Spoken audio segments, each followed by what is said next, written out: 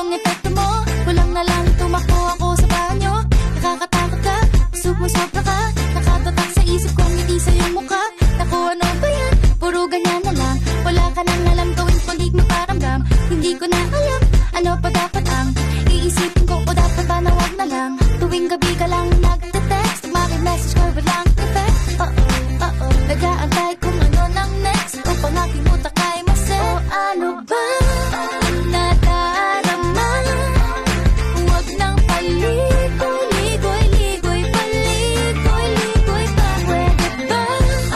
Let's get it on.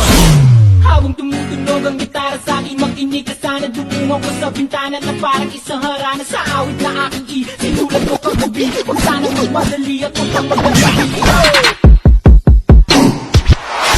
Kahit na wala akong pera, kahit na buta sa aking bulsa, kahit pa maong ko'y kupas na, at kahit na marami